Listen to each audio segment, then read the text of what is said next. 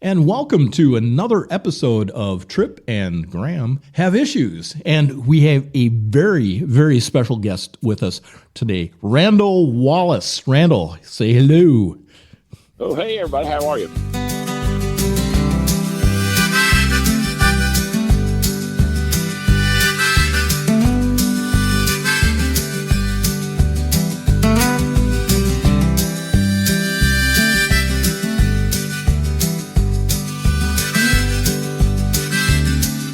Part of the reason why we have Randall on our podcast is because his podcasts are more popular than ours.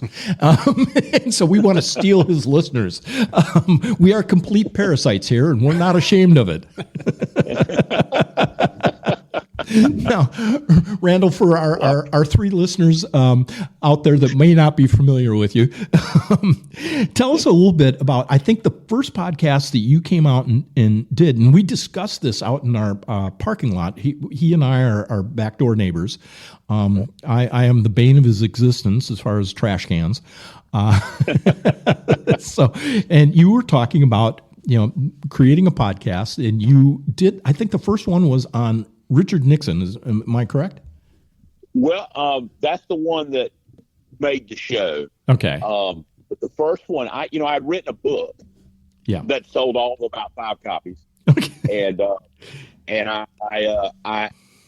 I was working a part-time job, and a young guy that was working with me said, "You ought to do a podcast," because the timing of the book was terrible. The COVID hit right as the book came out.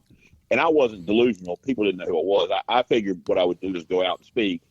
Don't undersell yourself, Randall. You are delusional. But I figured it would be, you go speak to Rotary or the Optima Club or something, and you could sell a few books at Republican Party meetings or, political party meetings or whatever.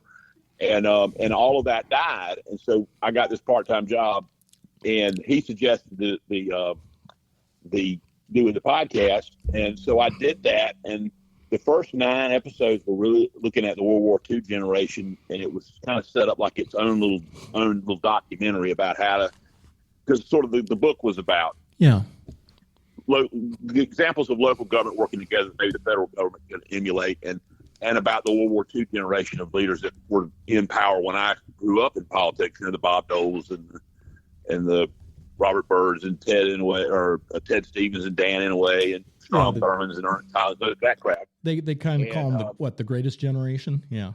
Yeah, the greatest generation of leaders. And that show had a tiny following when it was over. And I thought, well, this might be worth continuing to do. And so the second little group of shows, unfortunately, my mother died. I was off the air for a little while. Then the second set of shows was sort of a hodgepodge of things, looking at leaders, and a thing on World War II and firing General MacArthur, and a thing on George Shultz, who died in the middle of that, and he was 100 years old. And then I did a show on John F. Kennedy, the assassination of John F. Kennedy, and that hit. Yeah. And so then I did a season on LBJ, and it did okay. But it was Richard Nixon when we got into Richard Nixon, because I had a different take on Nixon probably more than anything else. Yeah. That's when the following hit. Now, when you say you had a different take on Nixon, which he was one of my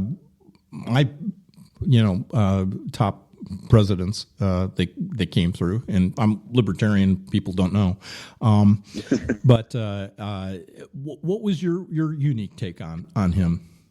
I think he's one of the greatest presidents in American history. I think he's probably in the top 4. Yeah. I mean, when you really look at that first term, he inherits the biggest political mess that you could possibly on a world stage that you could have had to deal with. Amen. Vietnam, there's 550,000 troops in Vietnam. Mm-hmm. No one's talking to China. The Russians are on the march everywhere, or the Soviets. Yeah. He changes all that. Not to mention that he does a lot of things domestically that he doesn't get credit for. Yeah. And so when I came into it, I was sort of like, this isn't going to be your podcast where we're going to be bashing him as for all the things that he usually gets bashed about. Yeah. I'm going to defend his record. And I started doing that. Plus, you had all those tapes, right? I mean, that was kind of the selling point on Lyndon Johnson, is he had all those tapes too. Right. And I was able to use those. And once I got to the point where I could really delve into the tapes, there was a historian that was very generous with me. His name is Luke Nichter. And he had the NixonTapes.org where he had organized them all. Yeah. And I was able to go in there and then just do shows based on the tapes in order. And really, you can go on some of my shows and I explain them as we go, but you're listening to the tapes as they unfold, starting, I think he's 71 when he first started recording them, all the way through. Mm-hmm. And you see all this stuff unwind, all the negotiations back and forth with Alexander Haig and Henry Kissinger talking to him about what's going on in Vietnam. You see all that unfold in real time. And because I was so positive about Richard Nixon, I got in touch with one of his former staffers, a guy named Bob Bostock, who was his staffer that he had in New Jersey in his retirement years. And this guy wrote the Watergate exhibit at the Nixon Library and a lot of the exhibits that have been at the Nixon Library, even now, because he works with the foundation some. Yeah. And he introduced me to Dwight Chapin, who had been Nixon's appointment secretary, and Ken Kajigian, who was a speechwriter for Ronald Reagan, more famously, but he was a staffer for Richard Nixon. And then a gentleman named Jeff Shepard, who was Richard Nixon's last living defense attorney. So when I got to Watergate, Mr. Shepard gave me everything he had. Yeah. And I started talking to him, and he has written 3 books that are that go through the Watergate case and this material that he found. He petitioned the government. He didn't sue him. He petitioned the government, and the federal judge ruled that all the documents from Watergate that the prosecutors had, he had a right to them because he was a defense attorney. And when he got into that, he found so much exculpatory evidence that made my Watergate shows just going through his materials. And if I did anything that contributed to all this, it was that I went through the Watergate special prosecutors' oral histories at the Nixon Foundation and matched them to the documents. So you start listening to them talk. They're saying things that they don't think you're catching on to in 2007. But now in 2013, when you've got all of his documents, you see where they're meeting in private with the judge, colluding with the head of the Watergate, the House Judiciary Committee. The House Judiciary Committee's legal staffer decided not to investigate anything and just collate all the information they gave him. So basically, the prosecutors made the case that Congress saw with no defense able to defend anything. And I'll say this, and it shocks people because I'm a Republican, but the 2 people who came out looking the best on the House staff were Bernard Nussbaum and Hillary Clinton because they objected to what John Doe was doing. And anyway, they basically, he makes a case of a lot of misconduct there, and I think it shows. And that Watergate stuff is when the podcast just boom. People were really interested. It's because of people like you. I think there's a lot of people out there that recognize that he was a great president. Yeah. And didn't feel right about Watergate, even though they didn't really know what was wrong. Well, that's Graham here, Randall. I was going to ask you about that. Having not been born yet, what I heard about Watergate and Nixon was all pretty much negative. But I was reading the other day that he really kind of fell on the sword for the good of America and didn't come forth with all of the facts that could have proven he was, I don't know if you say innocent or however you'd want to put it, but he really kind of he took a bullet for America, so to speak. Can do you agree with that in your findings, or what's your take? I totally agree with that, but that information that you're talking about, I didn't have, and I've told people that I covered that the Radford Moore affair in the podcast, but you could find almost nothing about it. Because you're stuck a little bit. You got to have some audio to work with. So I had to read material into it because there wasn't any. But it's the story of he was a stenographer and an aide to Henry Kissinger who had been sent there by the Pentagon. He was a kind of a yeoman. And Admiral Moore, who was the chairman of the Joint Chiefs of Staff, had him stealing all the documents from Kissinger and giving them to the Joint Chiefs so they could spy on President Nixon and see what he was doing. And, if you listen to some of Al Haig and them talk, of course, Haig is this is in history. You hear him talk about, we couldn't figure stuff out. We had stuff leaking as soon as we came in there, and we give it only to the principals the Secretary of Defense, Secretary of State, the cabinet members, and it was still leaking, and we couldn't figure out how it was happening. And so that's when they formed the plumbers to find the leak that was given. I mean, they lost their fallback positions in Vietnam with the negotiations they had. That stuff made public. It kept getting leaked to the press. Well, that's how it was happening. And, when I did the podcast and the original stuff that I had, which was kind of limited, you kind of thought he was an aide to Kissinger, and he's rifling Kissinger's going through his briefcase. But it maybe wasn't that. It was serious, but not as big a deal. Turns out he's with Kissinger everywhere. And he's the source of all these leaks. And that's what was in these 7 pages that was just released. This is the kind of stuff that drives you crazy. It was just released in the last 6 months or something. And James Rosen wrote that great article in the New York Times that was just there maybe 2 weeks ago. And it exposes, all this, that everybody wants to say that Donald Trump, and I don't dwell too much into today's politics, but that he's wrong about this deep state and all that. Oh, no, he's not. They've been doing this for 50 years. Oh, amen. Undermining politicians that they don't agree with. Yeah. And this set everything up. And the only thing really that in my opinion, that Nixon did wrong was when they didn't need the plumbers anymore, they reassigned them to the campaign. Yeah, that was a big whoops. Yeah. Did you have an author for that New York Times article you mentioned? Did you say a name? His name is James Rosen. He worked for Sinclair, and he wrote a book on the John Mitchell.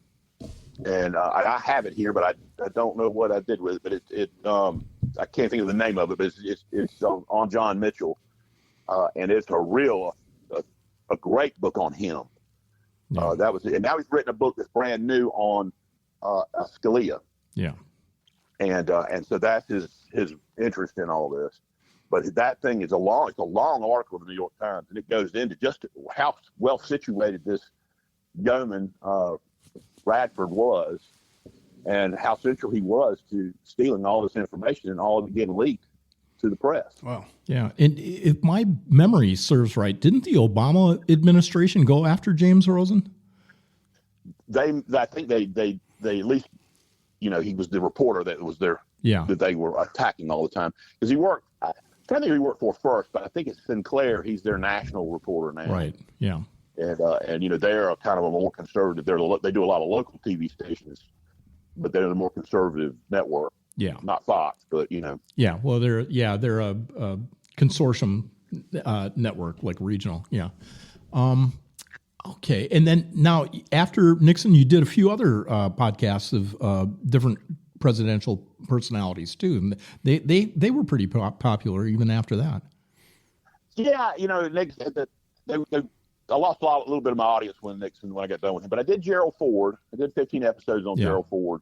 Because, another very good president. Yeah, I think so. And he was a good guy. I mean, Gerald Ford comes across to me as just being a really decent guy, and a guy who wasn't seeking the presidency. He just kind of, I wouldn't say stumbled into it, but circumstances led to him being there. Saturday Night Live would have him stumbling in, but yeah.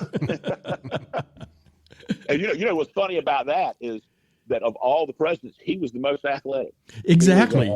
He was Michigan. Yeah, University of Michigan. And had a chance to play, I think, for the Green Bay Packers or the Pittsburgh Steelers if they wanted him. Of course, there was no money in pro football back then. True. But he was born a few years ahead of his time. But we did the shows on him, and after the fall of Vietnam, I always told people that was the great black hole of my history knowledge. And so I learned as I went with that, because between Saigon in 75 and 80, I'd studied the Nixon and Johnson years and the World War II stuff. And then, of course, I started in politics as a little kid in 1980. Now I was a kid, so it was through the child's eyes. But I did do that when Reagan was running in 80. And so that little period, about 5 years, I didn't know as much about. And so I did those shows. I learned as I went. And I did the Ford, and then decided, Jimmy Carter, I wasn't a particular fan of him. I grew to be more of it when I did the Carter shows than I had been, actually. But he we had a congressman here named John Jenrette. I don't know if you knew him or not. Yes. he did a local and this is after his sort of fall. He did a local horror film as a guest spot. Yeah. I tried to find that one too. Oh, I'd love to have that clip. Yeah. but he was a character, as you can guess. But he was really active. He was the first member of Congress to endorse Jimmy Carter when Carter ran, and he had these 6 years. He was actually a state house member that was pretty prominent to start with, but he had these 6 years in which he was very, very much involved. His election, he beat John McMillan for Congress, and even though he lost to Ed Young for that one term before coming back and getting this congressional seat, that election led to D.C.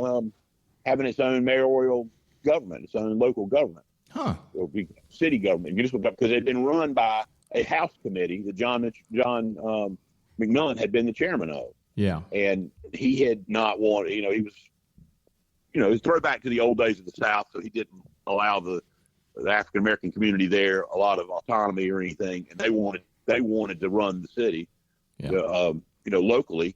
And they did a fine job. Yeah. And so when I keep calling him John Mitchell, but when John McMillan lost, the new guy that took over that committee gave them, I guess, cityhood or home rule. Yeah. And they formed what's now the municipal government in Washington, D.C. So John Jenrette's responsible for that. And then he comes back and beats Ed Young the next year when the Watergate in 1974. So I did all of that. And we got into Abscam. And, that was a little murkier than Nixon, but John Jenrette's case is also another one that's not as clear cut as you would think. Yeah. Or as you've been led to believe. And so I went all through that. And I think that held the audience pretty good. I think people kind of interested in learning about it. And probably didn't know. I didn't know at all. I was always under the impression that Jenrette got caught taking a bribe. And he sort of, I guess, did, but it's a little murkier in that, there was I don't know if you know much about Abscam, but there was a con artist that they had hired. There's a movie, American Hustle, about it. Yep. And the guy was in trouble, so he made a deal with the FBI to con all these politicians and see if they'd take bribes. So they set all these guys up, but they were all involved in some scam going on in Atlantic City and Philadelphia. Yeah. Over art and some other things. And I mean, they were all either in the city council in Atlantic City or Philadelphia, or a congressman from New Jersey, several congressmen from New Jersey, and one from Pennsylvania and one from Florida that was the one Republican. Yeah. And then John Jenrette's case has nothing to do with any of it. No. He's like an add-on. Yeah. But what had basically happened is it was an FBI agent here had been trying to get Jenrette on a bunch of other stuff and could never catch him. So they told Weinstein I think his name was Weinstein, but anyway, this guy to go after, to set Jenrette up. And there was a partner here in Horry County named John Stowe who was trying to buy a municipal, munitions plant. Mm-hmm. And he was trying to find legitimate financing, and he had gone bankrupt a couple years before, so he didn't have any money. And they strung him along for a year until he was in debt up to his eyeballs. Yeah. And then they tried to get Jenrette to take a bribe to get this Arab sheik into the country. Well, the truth is Jenrette, even though he laughingly says the most famous lines in all of Abscam, I have larceny in my blood, and that he would take the money in a GD minute, he turned them down. Yeah. And they were liquoring him up the whole time. Yeah. But Stowe went back to him and said, because he's desperate for money, and he's desperate for money because they've conned him for a year, and he hasn't gone out and tried to find the financing he needs anywhere else. Yeah. And then he takes the money and goes to Jenrette, and the deal is that Jenrette's got to call him back and say, hey, I've got the money. He does that as a favor to John Stowe, and he borrowed about $15,000 out of it to pay his father-in-law back a loan that he had, and that's when they had him. Yeah. And so it is a bribe taking, but it is certainly a murkier situation than you get led to believe. Exactly. Yeah. Instead of big influencers, it was somebody who was it was on the ropes. Yeah, when you take advantage, and I can see the judge. The judge chewed him out, the FBI him out, but he wouldn't side against because all the other convictions were going down pretty easily because those guys were. I mean, they had one guy who claimed he was conducting his own investigation and he's shoving money in his pockets. Yeah. The guy in Philadelphia who went back to jail for trying to steal votes in Philadelphia here in the last few years, whose name escapes me right now, and I did a whole show on him. Yeah. He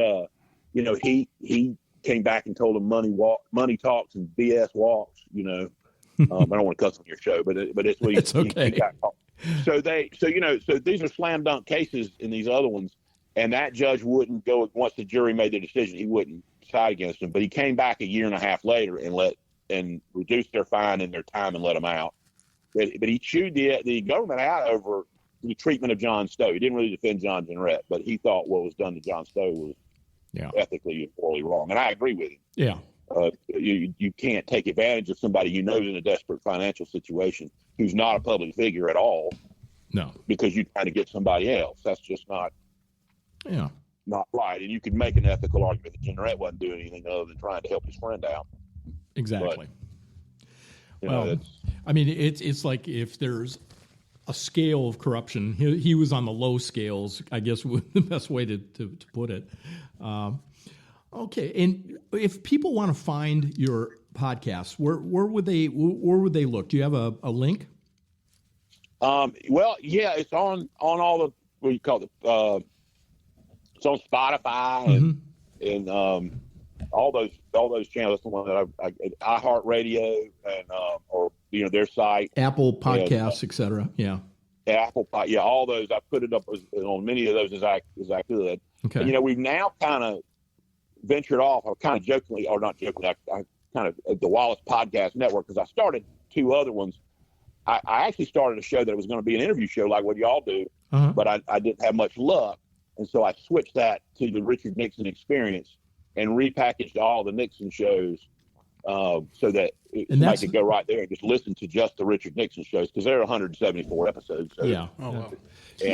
And then I added other Nixon shows because I'm doing Bob Dole now, and Bob Dole had a long history with Nixon, and I did George Bush later or earlier, and so I've added those shows. But you can listen to all the Nixon shows on that one spot if you don't want to listen to my much bigger, longer, older show. And then the older show, the name changes. I called it Randall Wallace Presents. Originally, I called it Bridging the Political Gap, but it kind of took off in a different direction. Yeah. But because of the Randall Wallace Presents, I can change the name for whatever show's running. And right now, it's on Bob Dole. Okay. It's Bob Dole, the life that brought him there. And I'm doing the shows right now on Bob Dole's Senate career and political life from his World War II injury through to right before he runs for president. And so if you're interested in Bob Dole, and I'm actually prouder of those shows because I had to piece together a huge number of oral histories myself. So all the editing, everything is me. Well, Randall, do you have a website of your own? Yeah. There's randallwallace.com. Okay, and that's where they could probably they could probably find all of those titles at randallwallace.com. They can, everything but the newest show. I've got to add that to the podcast. There's a new show. Doggone it, Randall, get on that. I have a new show called Grand Strand Politics. It's just a local show for Myrtle Beach. So it's gotten some from other sources. I saw some city in New Jersey was listening to every one of them. I don't know if it's transplant. You want professional hecklers? We're available. Yeah.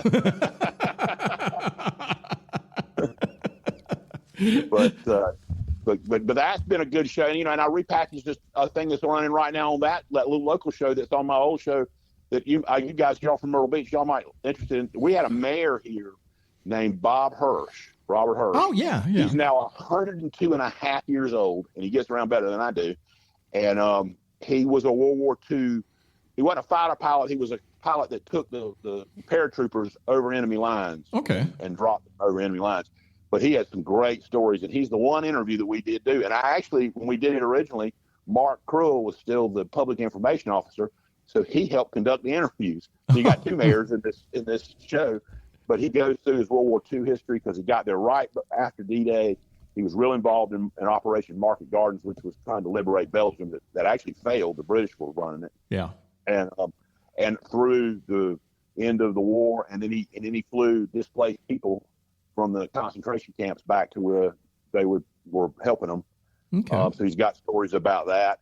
And then he comes back and he's mayor of Myrtle Beach in the early 70s. We did a whole show on his time as mayor, and I'm rerunning it now on that Grant's Grant Politics. Oh, how long was he mayor? Because I remember him, and it may have been through my father. I know they were friends, but when did he leave office as mayor? He was mayor from 74 or 73 to 76, maybe 5, something like that.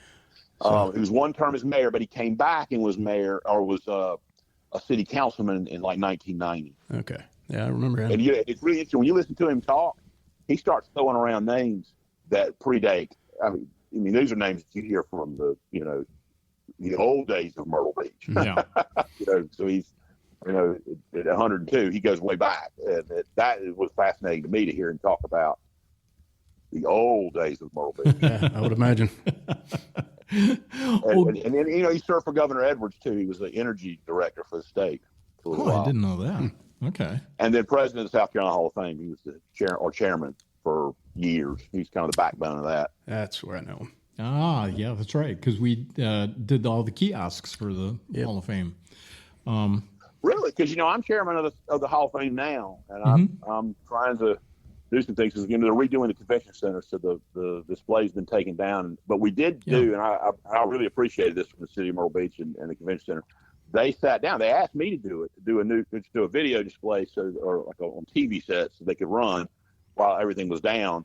And I told them, I said, why are you going to talk to Mildred Fillmore when you got George Washington? Down with Bob Hirsch, and Hirsch did 2 hours with him. Yeah. Of the whole oral history of the whole thing, and he did such a great job. He's amazing at 102. Yeah. His mind is clear. You could interview him like you're doing me, and he'd sit there and talk to you.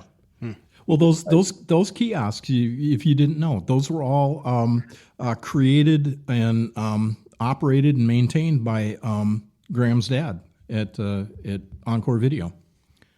Oh, wow. Yeah, and I remember because that was part of one of my last responsibilities was to go down and check the kiosks. I remember because the black kiosk that was in the middle of the new part, you had to get about 2 feet off the ground to get into the bottom of the thing to get inside to fix it. Yeah, and I was the one he always sent to go work inside the thing. Well, you did great. I did not realize. Yeah. So Rick Dixon, that's your dad. Yeah. Oh God, I loved your dad. He was such a good guy.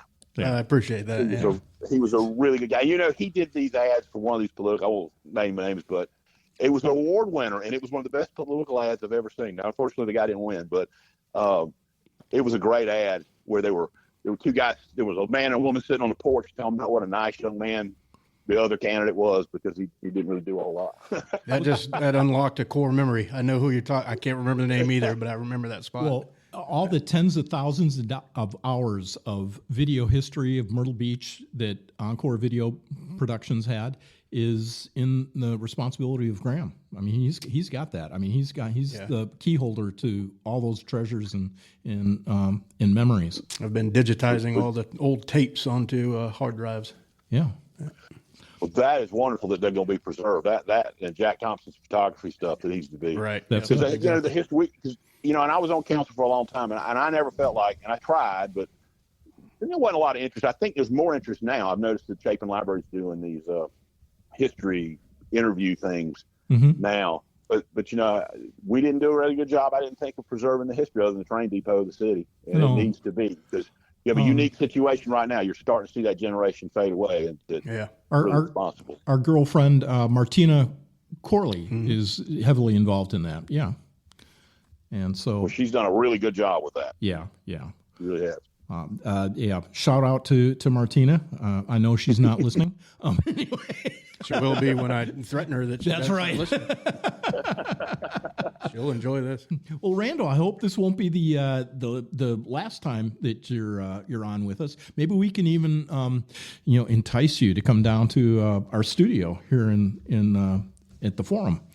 And I would love to. Yeah. And before I go, I do want to plug 2 books that helped me with that Nixon stuff. Please do. By Jeff Shepard, The Nixon Conspiracy, Watergate, and the Plot to Remove the President. That's Jeff Shepard's book, and he wrote another one called The Real Watergate Scandal about it. Just if you want to learn, that was a lot of my source material came from his book. Okay, it's Nixon Conspiracy, and what was the other one? The Nixon Conspiracy, which is the newest one, Watergate, and the Plot to Remove the President by Jeff Shepard, and then The Real Watergate Scandal, Collusion, Conspiracy, and the Plot that Brought Nixon Down by Jeff Shepard.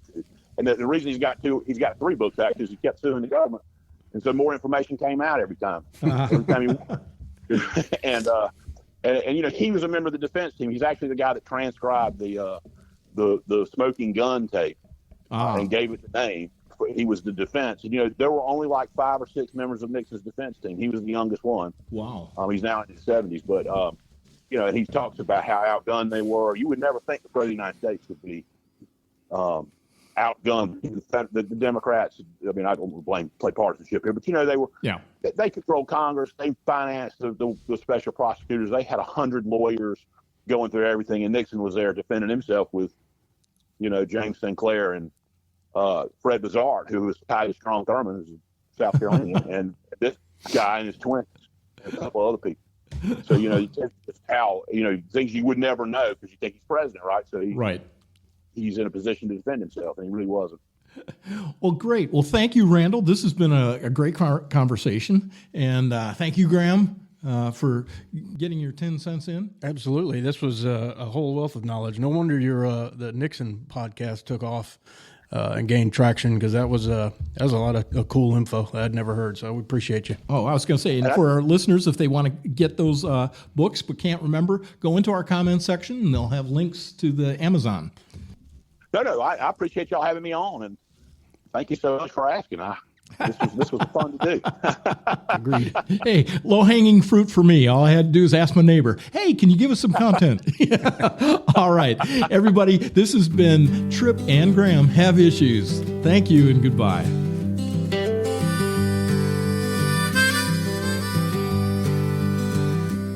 Well, the papers scream and the TV cries about every little thing under blue skies. They'll tell you what to eat, what to think, what to say, while taxing your paycheck every damn payday. Oh, Tripp has issues, but not like these. He just wants to sip his whiskey in peace, while they're building walls and burning flags. Tripp's just laughing and filling his flask. The talking heads on the nightly news act like we all gotta pick sides and choose, left or right, black or white, us or them. Tripp says, hell, I just don't give a damn. Oh, Tripp has issues, but not like these. He just wants to sip his whiskey in peace, while they're building walls and burning flags. Tripp's just laughing and filling his flask.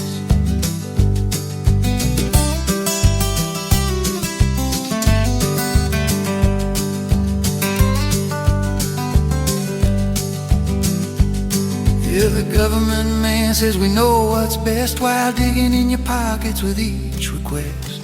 Tripp tips his hat and walks away. Keep your solutions, I'll find my own way. Oh, Tripp has issues, but not like these. He just wants to sip his whiskey in peace, while they're building walls and burning flags. Tripp's just laughing and filling his flask.